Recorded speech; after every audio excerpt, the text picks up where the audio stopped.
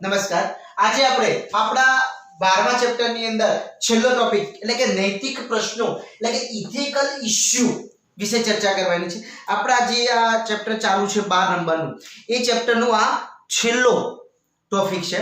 હવે એની અંદર શું છે તો કે માનવ જાતિ દ્વારા કોઈ પણ સજીવ પર માનવ જાતિ દ્વારા કોઈ પણ સજીવ પર કોઈ પણ પ્રકારના નિયમો વિના થતું આડેધડ કાર્યના સંશોધન, એટલે કે માનવ જાતિ દ્વારા કોઈ પણ સજીવ પર કોઈ પણ પ્રકારના નિયમ વિના કોઈ પણ પ્રકારના નિયમ વિના આડેધડ રીતે એટલે કે આડેધડ કાર્યના સંશોધન વિના થતા આડેધડ કાર્યોના સંશોધનો. નૈતિક પ્રશ્નો કેવા પ્રશ્નો છે કે ભાઈ આડેધડ રીતે સંશોધન થાય છે. હવે બધી જ માનવ પ્રવૃત્તિઓ કેવી કેવી માનવ પ્રવૃત્તિઓ હોય છે? બધી જ માનવ પ્રવૃત્તિઓ. હવે માનવ પ્રવૃત્તિઓ જે હોય છે એ કેવી કેવી હોય છે તો કે ભાઈ મદદરૂપ હોઈ શકે અથવા નુકસાનકારક હોઈ શકે. બે પ્રકારની હોય. મદદરૂપ હોઈ શકે કાં તો નુકસાનકારક હોઈ શકે. હવે જે આપણે વાત કરીએ કે માનવ જાતિ દ્વારા વિવિધ કોઈ પણ જાતિના સજીવ પર કોઈ પણ પ્રકારના નિયમ વગર આડેધડ સંશોધન થતું હોય. હવે ધારો કે માનવ પ્રવૃત્તિઓ જે છે મદદરૂપ હોઈ શકે અથવા તો નુકસાનકારક હોઈ શકે. હવે એ પ્રવૃત્તિઓ જે નીતિ નિયમોનું મૂલ્યાંકન, એટલે કે માનવ પ્રવૃત્તિઓ જે છે જે નીતિ નિયમોનું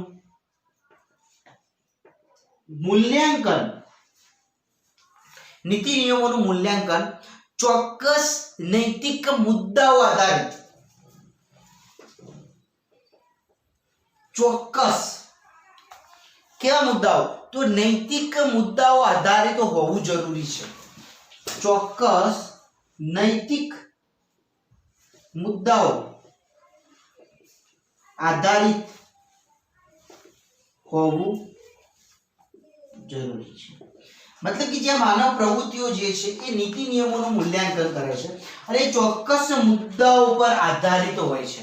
હવે જે ચોક્કસ મુદ્દાઓ આધારિત હોય છે, હવે એની અંદર વાત કરવાની છે આગળની જે આ નૈતિક મુદ્દાઓ છે એનું ચોક્કસ જૈવિક મૂલ્યાંકન હોય છે. એટલે કે જે માનવ પ્રવૃત્તિઓ છે નીતિ નિયમોનું મૂલ્યાંકન કરે છે અને એની અંદર ચોક્કસ નૈતિક મુદ્દાઓ પણ કેવા તો કે જૈવિક મૂલ્યાંકન સાથેના મુદ્દાઓ છે.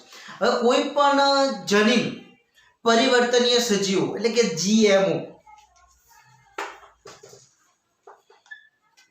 કોઈ પણ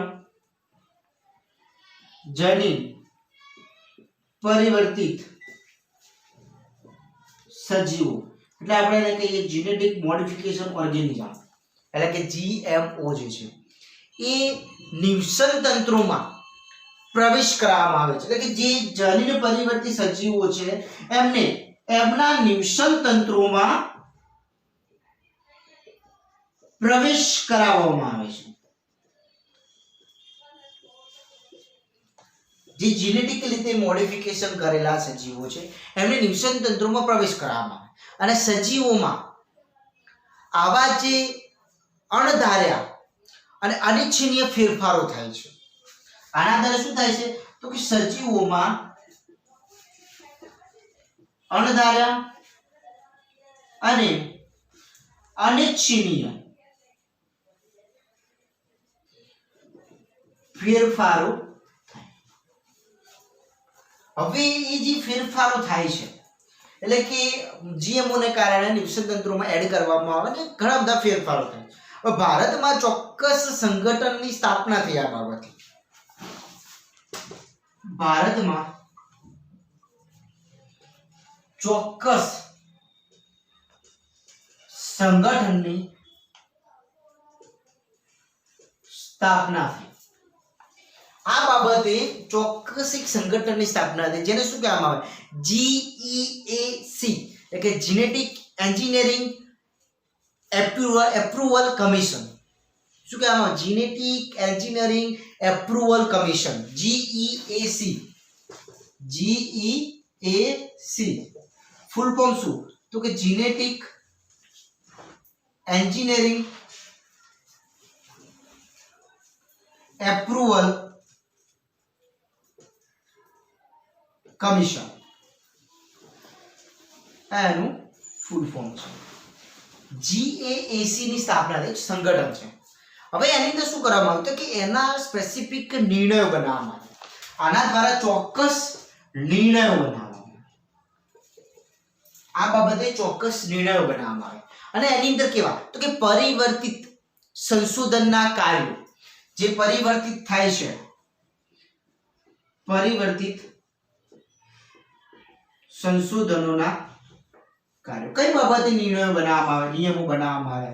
નિર્ણયો લીધા એટલે કે નિયમો બનાવ્યા કે પરિવર્તિત જે કરવામાં આવે છે જેનેટિક મોડિફિકેશન એના સંશોધનના કાર્યો. બીજું, જન સેવા માટે જનીન પરિવર્તિત સજીવોનું અમલીકરણની સુરક્ષા. શાના માટે? તો કે જન સેવા માટે એટલે કે લોક સેવા માટે જે જનીન પરિવર્તિત સજીવો, આ જે જનીન પરિવર્તિત સજીવો છે એમનું અમલીકરણ ની સુરક્ષા બાબતે પણ નિર્ણય લેવામાં આવે. તો આ રીતે એ સંગઠન જે જેનેટિક એન્જિનિયરિંગ એપ્રુવલ કમિશન દ્વારા. હવે જન સેવા આધારિત કઈ રીતે જોવા મળે? તો કે જન સેવા એટલે કે લોક સેવા. જન સેવા એટલે કે આપણે લોક સેવા કહીએ છીએ. હવે જન સેવાની અંદર આહાર, ચિકિત્સાના સ્ત્રોતો વિશેની વાત છે. કયા વિશેની વાત છે? આહાર અને ચિકિત્સા ના સ્ત્રોત વિશેની એની અંદર જન સેવા બાબતની અંદર વાત કરેલી છે. તો એની અંદર શું કર્યું તો કે સજીવોમાં પરિવર્તિત કરતા એટલે કે સજીવોમાં પરિવર્તન કરવા જન્યનો ઉપયોગ કરવામાં આવ્યો. આના માટે શું કરવામાં આવ્યું તો કે સજીવોમાં પરિવર્તન અથવા પરિવર્તિત કરવા ઉપયોગ કર્યો. કોનો ઉપયોગ કર્યો તો કે જનીનનો. સજીવોની અંદર પરિવર્તન લાવે, પરિવર્તન જેનેટિક રીતે પરિવર્તિત કર્યા અને એની પેટર્ન પ્રાપ્ત કરી. પરિવર્તન કરી શું કર્યું? એનું પેટર્ન પ્રાપ્ત કરવામાં પરિવર્તન કરીને એની જે પેટર્ન હતી એ પ્રાપ્ત કરવામાં આવે. હવે આ બાબતે જે લોકોનો આક્રોશ શું કહેવા માંગે છે એની ચર્ચા ભાઈ કરીએ. પહેલા તમે આ લખી લો, પછી આપણે આગળ ચર્ચા કરીએ. હવે આગળ જોઈએ આપણે તો આ બાબતે લોકોનો આક્રોશ, બુકની અંદર એક શબ્દ વાપરેલો છે, લોકોનો આક્રોશ જોવા મળે. ભાઈ કઈ બાબતે? તો કે ભાઈ આનુવંશિક દ્રવ્ય, વનસ્પતિ અને ઉપયોગી જીવ સ્ત્રોત. આનુવંશિક દ્રવ્ય, વનસ્પતિઓ ઉપયોગી એવી અને બીજી વાત કરીએ તો ઉપયોગી બીજા જીવ સ્ત્રોત, ઉપયોગી જીવ સ્ત્રોત. આ બધી જે બાબત છે એટલે આનુવંશિક જનીન છે, આ વનસ્પતિ જે છે એને ઉપયોગથી પ્રાપ્ત પેદાશો એટલે કે આના ઉપયોગથી પ્રાપ્ત પેદાશો જે આ બધા દ્વારા જે પેદાશો મળે છે એ પેદાશો કંપની આ બધી પેદાશોની પેટન્ટ મેળવે છે. આને શું મળશે? તો કે કંપની પેટન્ટ મેળવે. હવે કંપની આ બધી જે જરૂરી જે છે એનું પેટન્ટ મેળવશે, મતલબ કે એની પર આધિપત્ય, કંપનીનું શું થાય છે, એનું આધિપત્ય સ્થાપે છે. આ જે વસ્તુ જે છે, જે લોકો કેમ આક્રોશ કરે છે, તો કે આની પેટન્ટો મેળવીને જે તે કંપની એના પર આધિપત્ય સ્થાપે છે, મતલબ કે બીજા લોકો ઉપયોગ કરી શકે નહીં. આધિપત્ય સ્થાપે એટલે કે બીજા કોઈ પણ ઉપયોગ ન કરી શકે. હવે આપણને ખબર છે કે પેટન્ટ મતલબ શું છે, કે ભાઈ કોઈ પ્રોડક્ટ બહાર પડી છે તો એ પ્રોડક્ટના આધારે આપણે જો વાત કરીએ તો કે એ પ્રોડક્ટ એ કંપની જે સેલ કરે એવી બાબત છે, એટલે બીજી ના કરી શકે. તો એ પેટન્ટ જો મેળવી લેશે તો એ બીજાનું થશે નહીં. તો હજારો વર્ષોથી ઓળખ, આ બાબતની જો વાત કરીએ તો કે હજારો વર્ષોથી, ઉદાહરણની વાત કરીએ છીએ, હજારો વર્ષોથી ઓળખ વિકસિત છે. એટલે આ જે પેટર્ન જે બી આ ઉપયોગી છે એની ઓળખ છે, વિકસિત છે, લોકો દ્વારા ઉપયોગી છે, લોકો દ્વારા ઉપયોગી છે. પછી એની અંદર વિશિષ્ટ ક્ષેત્રો અથવા સ્થાનિક લોકો દ્વારા ઉપયોગ થતો હોય છે. વિશિષ્ટ ક્ષેત્રો અથવા તો સ્થાનિક લોકો દ્વારા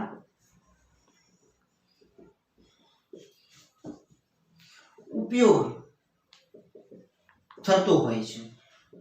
હવે સમજો તમે કે હજારો વર્ષોથી આ બધી જ વસ્તુ છે એનું ઓળખ છે, વિકસિત છે, એના લોકો દ્વારા ઉપયોગ થાય છે વિશિષ્ટ ક્ષેત્રોની અંદર. હવે આની પેટન્ટો મેળવી લે તો ભાઈ આધિપત્ય એમનું થઈ જાય. હવે એની અંદર આપણે એક ઉદાહરણ લઈએ તો કે ભાઈ ચોખા. અગાઉ આપણે વાત કરેલી છે, પણ થોડીક જ કરેલી છે. હવે ચોખા એ મહત્વનું ખાદ્ય ધાન્ય છે. શું છે તો કે મહત્વનું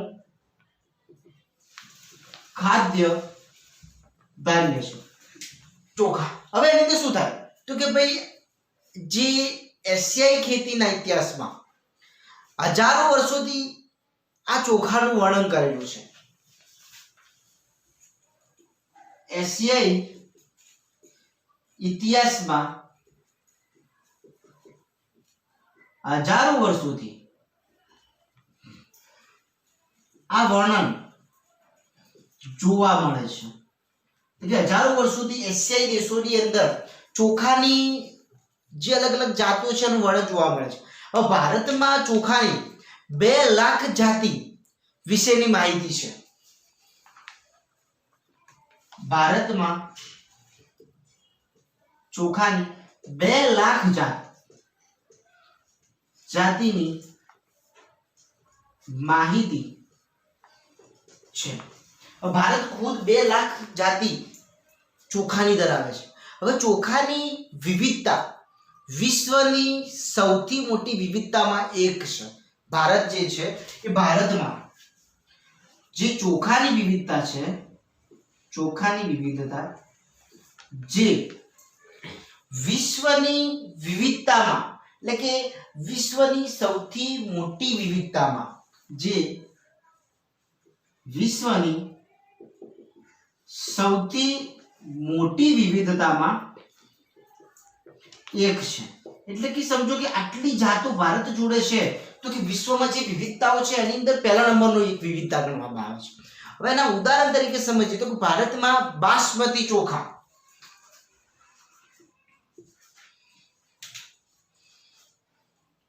ભારતમાં બાસમતી ચોખા જે વધુ પડતું જોવા મળે છે. હવે બાસમતી ચોખા છે એને ટોટલ 27 જાતિ પ્રચલિત છે. કેટલી જાતિઓ છે બાસમતી ચોખાની તો કે 27 જાતિ. હવે ચોખા પ્રચલિત કઈ રીતે છે તો 3 મુદ્દાની અંદર પ્રચલિત છે. બાસમતી ચોખા 3 રીતે પ્રચલિત છે. સ્વાદ, સુગંધ ની આધારે.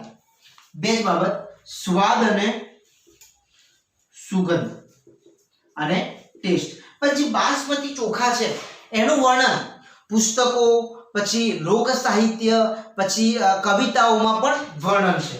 આ જે બાસમતી ચોખા છે એ વિવિધ પુસ્તકો, લોકકથાઓ વગેરેમાં એનું શું કરવામાં આવે છે, વર્ણન થયેલ છે કે એશિયાઈ દેશ કે ભારતની અંદર બાસમતી ચોખા મોકલે છે. પરંતુ અમેરિકા ની એક કંપની યુએસ પેટર્ન, પરંતુ અમેરિકા ની એક કંપની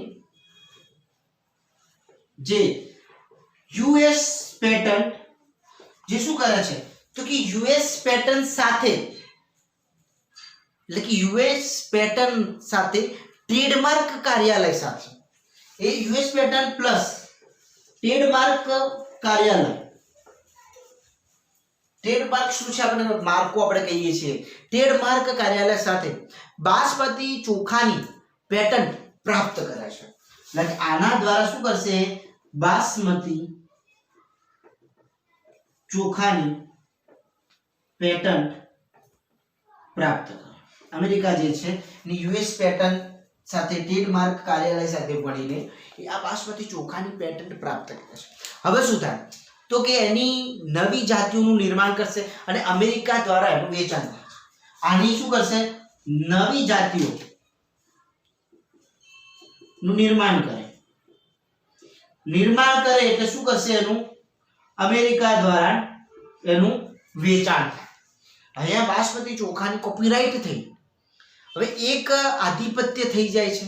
કઈ રીતે આધિપત્ય થાય છે કે નવી જાતિઓ વિકસાવીને એ શું કરશે તો કે એક પ્રકારનું આધિપત્ય સ્થાપે. શાના ઉપર, બાસમતી ચોખાની જે રાઇટ્સ જે પેટર્ન છે આની પર, અને આના આધારે અર્ધવામન જાતિ, કેવી જાતિ, અર્ધવામન જાતિ સાથે સંકરણ કરીને નવી જાત બનાવવામાં આવે છે. વામન જાતિ સાથે સંકરણ કરી નવી જાતિઓ બનાવે છે. સમજો તમે કે ભાઈ જે આ અમેરિકા છે એ નવી જાતિનું નિર્માણ કરે છે, નવી જાતિનું નિર્માણ કરે છે એટલે કે એક આધિપત્ય સ્થાપે છે ચોખામાં. હવે શું કરશે, બીજી અર્ધવામન જે જાતિઓ છે એની સાથે સંકરણ કરી નવી જાતિઓ મેળવે છે. હવે અહીંયા શું થયું તો કે પેટર્નની પ્રક્રિયામાં સફળતા પ્રાપ્ત કરી. અને અમેરિકાએ શું કર્યું તો કે પેટર્નની જે વાત હતી એની અંદર એ સફળતા પ્રાપ્ત કરી. આગળ જોઈએ આપણે, એટલે કે અમેરિકાએ જે પેટર્ન મેળવવામાં સફળતા પ્રાપ્ત કરી. કઈ, બાસમતી ચોખાની પેટર્ન મેળવવામાં સફળતા પ્રાપ્ત. હવે બાસમતી ચોખાનું વેચાણ એ એના પર પ્રતિબંધિત લક્ષણો લાવશે, એટલે કે પ્રતિબંધ કરશે. કેમ, એની નવી જાતિનું વેચાણ કરશે. એના દેશની અંદર શું કરશે તો બાસમતી ચોખાનું જે વેચાણ હતું એના પર પ્રતિબંધ નહીં થશે. તો કે આ રીતે એ પોતાની પેટર્ન્સ, એટલે કે આપણી પેટર્ન્સની કોપીરાઇટ કરીને નવી જાતિઓ વિકસાવીને એનું ટ્રેડમાર્કિંગ કરશે. હવે પેદાશ અને પ્રક્રિયા આધારિત, પેદાશ અને પ્રક્રિયા આધારિત, વિવિધ પેદાશો અને એની પ્રક્રિયાઓ આધારિત આપણે એવું કહી શકીએ કે ભારતની પરંપરાગત ઔષધો, ભારતની પરંપરાગત ઔષધો જેની અંદર આપણે લઈ શકીએ લીમડો, બરાબર, અને બીજું લઈ શકીએ હળદર. આ જે ઔષધીય છે એની અંદર અમેરિકાએ ખૂબ જ પ્રયાસો કર્યા. એટલે કે આ બંનેની પેટર્ન મેળવવા માટે અમેરિકાએ ખૂબ જ પ્રયત્ન કર્યા, પરંતુ પેટન્ટ મેળવી શક્યા નહીં. એટલે કે પેટન્ટ જાગૃતિ કેળવવી જોઈએ. અને બીજું શું કરવું જોઈએ તો કે અમલીકરણ ને અટકાવવી. આવી જે પેટર્ન જે છે મેળવી ના શકે એટલે આપણે એવું કરી શકીએ રોકાવટ કઈ રીતે લાવી શકીએ તો કે પેટન્ટ જે છે એ પેટન્ટ વિશેની જાગૃતિ કેળવવી જોઈએ.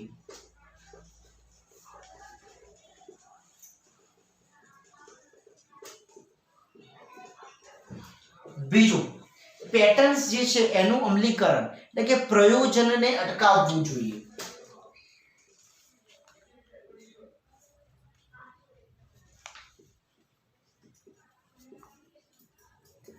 બરાબર એટલે કે આના આધારે જીવ સમૃદ્ધિ જાતી રહેશે એટલે કે જીવ સમૃદ્ધિ રહેશે.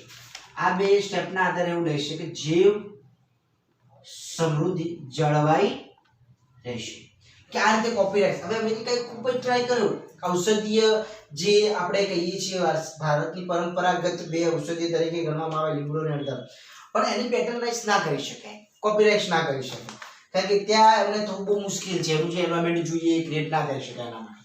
તો આ શું થયું જાગૃતિના કારણે ઔષધીય રીતે એ પેટર્ન્સો કોપીરાઇટ થતા અટક્યા. આ રીતે ઘણી બધી પેટર્ન્સ કોપીરાઇટ થઈ છે અને એના આવા એથિકલ ઇશ્યુ બની શકે છે. તો અહીંયા આપણું જે 12મા નંબરનું જે આ ચેપ્ટર હતું એ અહીંયા પરિપૂર્ણ થાય છે અને પૂર્ણ જાહેર કરીએ છીએ. નેક્સ્ટ લેક્ચર જે હશે એની અંદર નવા ચેપ્ટર સાથે આપણે મળીશું. તો અહીંયા આપણા લેક્ચરને વિરામ આપીએ છીએ. તમે વિદ્યાર્થી મિત્રો ભણતા જશો. બીજું સ્કૂલના ન્યૂઝ તમને મળ્યા પણ હશે. 11 તારીખથી સ્કૂલ ચાલુ થાય છે, જે ફરજિયાત નથી મરજિયાત છે. એની અંદર જે રૂલ્સ અને રેગ્યુલેશન હોય છે એ ફોલો કરજો અને સાથે સાથે પોતાની તબિયત સાચવજો અને બધા જ લેક્ચર અટેન્ડ કરજો. ઓકે.